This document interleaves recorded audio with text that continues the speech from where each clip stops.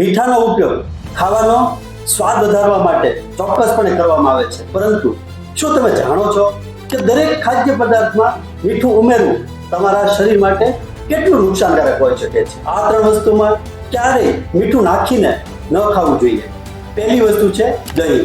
આયુર્વેદ મુજબ વાત કરીએ તો દૂધ અને દૂધની બનાવટોમાં મીઠું ન નાખવું જોઈએ.